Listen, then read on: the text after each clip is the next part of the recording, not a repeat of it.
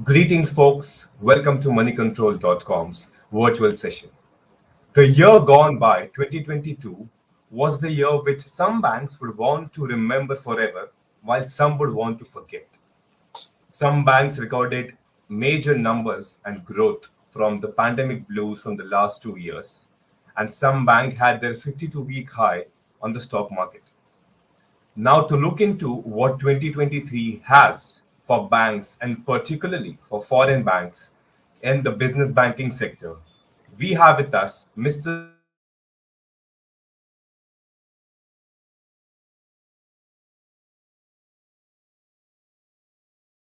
Sudarshan Chari, Director Business Banking at Moneycontrol. Thank you for joining us. Thank you, Jeanette, and thanks Money Control for the opportunity. Thanks a lot. Sure. So, firstly, I would want to know that your bank's merger with Lakshmi Vilas Bank is sorted and done for now. So, how do you see that merger would bring in growth in the next year, in 2023? So 2022 in many ways was a bit pathbreaking for the bank. The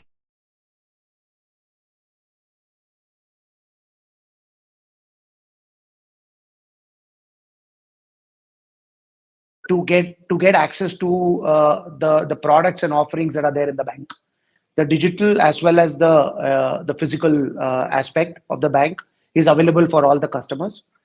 And it's one bank now, so we have access to all the locations, one single platform, all the products and offerings across the expanded footprint. So it's a fabulous outcome. From an integration standpoint, it's all one at this point in time. Right. So, for the year 2023, how and what do you think are the major challenges for a foreign bank like yours? Firstly, I would only like to talk about DBS. We see opportunities. We don't see challenges at all. We see a lot of opportunities. We are a wholly owned subsidiary, locally incorporated. So in many ways, we see ourselves as an Indian bank, which is foreign owned, and that provides ample amount of opportunities for us. The expanded footprint, the newer geographies, the entire length and breadth of country that we are present now gives us tremendous amount of opportunity both on the retail banking side, SME banking side, and overall bank as a whole, right? So we see it as a great opportunity, and 2023, we see as a year that we will really take off in the expanded footprint and one platform as a bank. Right. So recently, a bank partnered with a company to, work for services for the ONDC product brought in by the government. So how Yeah. do you see that for 2023? How do you see your bank working in the ONDC segment? How do you see that for the ONDC product? So ONDC is a government initiative where they are looking to digitize e-commerce, digital commerce across the trader and the seller community, seller and the buyer community. The government is trying to create a platform where they can demand aggregate and digitize the entire platform. Uh, we have partnered with Go Frugal, which provides one-stop omni-channel ERP solutions, and we are seeing a lot of opportunity on the sell side. So it's a seller-centric platform, which is why we partnered with them, and we are trying to provide a host of solutions on the sell side to the sellers on the platform. We strongly believe that this platform has a lot of room to scale. We would like to work closely with Grow Frugal and see what role we can play in the entire platform, as it would mean a lot of SMEs already getting onboarded on the platform, uh, starting with a simple transaction banking current account to all the way futuristically on lending is something that we are looking at the platform futuristically. A basic but an important question. So, looking at the business banking sector, how do you see that the asset and credit growth would work in 2023? So we're quite bullish. We've set very, very aggressive budgets for us in the SME and the business banking unit. Uh, we've done quite well in 2022. We grew our revenues by almost 40%. We grew our liability franchise quite healthy in a quite healthy way. As we get into newer geographies, newer territories, uh, and during the course of integration, what we also did was uh, we we organized ourselves to make SME loans available in over 100 locations. We were previously in 25, 30 locations. We scaled that up to 100. And over 250 branches is where we can make SME loans available. Now, what that means is that we got access to newer geographies, newer territories, possibly newer industries, because some industries are geography centric as well. So those access to those markets will enable us to get the next level of growth. Not to mention that we will, of course, grow in the big centers as well. It will also, in the bigger centers as well, we will kind of go deep because our distribution in bigger centers have also gone up quite significantly. So case example is like a Mumbai, right? So we used to have 3 branches, now we have 17 branches across the length and breadth of Mumbai metropolitan region.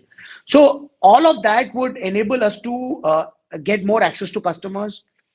We will also, we have done, we'll take our digital SME loan offering to the broader market, which we launched in 2019. And that will also, the physicality and the digital capabilities together will enable us, will give us the next level of growth is what we believe. So we are quite bullish, sum and substance, in terms of our SME growth targets, both on the asset side as well as on the liability side. Right. So, picking up from that, what strategies you have in place for the year ahead concerning the expansion of your business sector, different from what you had in the previous year? What are some strategies that you have? No. So our core strategy is to make accessibility financing to SMEs. Accessibility meaning operating bank accounts and financing to SMEs in a simpler, easy way. So we have a host of innovative digital products which we put on the table. The merged platform will enable us to take these offerings to the wider population. As I mentioned, the access to market will enable us to tap SMEs in those markets which weren't accessible to us before the amalgamation. And that's what we look to do. We look to do the basics at the same time, take these digital offerings, make banking simple, easy to the broader SMEs, make financing simple. More importantly, solve for the credit for the MSMEs, which has been a problem statement for quite some time. We will look to solve all of that. And now what we believe is that we have a very solid infrastructure. We have a digital loan capability which we put in place, as I told you, somewhere in 2019.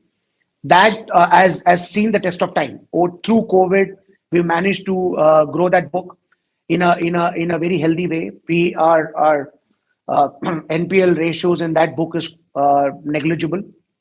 The portfolio performance is quite satisfactory.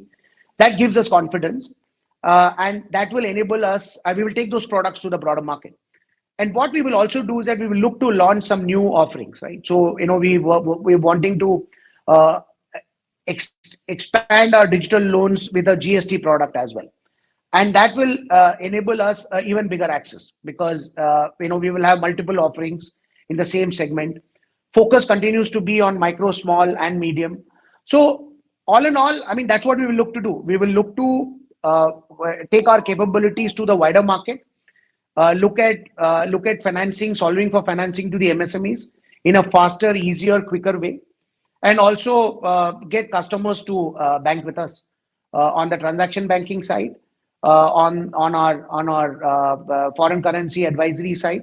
So we will look to do all of that over the length and breadth of the country in the expanded footprint. Just one last question. How do you Yeah. see that this year would be different from the last couple of years? What things do you feel that would be different for the business banking sector and largely for the banking sector? So, the point, one important aspect for India as a country is that it's one of the fastest growing large economies now. and it's also to some extent decoupled to lot of geo challenges that are there around the world. So, and MSMEs are a bit of a bedrock in terms of overall GDP growth. There is serious contribution from MSMEs. So, my own sense is that GDP growth is expected to be robust, and MSMEs are expected to grow faster than the GDP. So that means that there is a tremendous amount of action that would happen. A lot of opportunities will kind of come through. Newer markets will get developed. Uh, China plus one, the PLI, all of this is already playing out. We will see more of it coming through. Government is also focused on sustainability. I personally see the government doing more there. Also, the government doing more for the MSMEs. So, all in all, I think I'm very bullish about 2023-24 from a GDP performance, economic activity perspective, and also growth of MSMEs. And as a bank, I think we are well positioned to capture this opportunity, given that now we have a big footprint, we have the product capabilities, we have innovative solutions, thanks to our regional support, and new digital offerings is something that we will look to take to the market. So all in all, great opportunity for the entrepreneurs in the country, and we see a great opportunity for ourselves. So, with optimism for the MSME, SME, and the banking sector, we may look forward to a year of more business, more opportunities, and newer markets. That is what we see for the business banking and largely for the banking sector. Thank you, Mr. Chari, for joining us, and Thank thank you. you for your inputs. Thank you, Junaid. Thanks for the opportunity. Thanks a lot.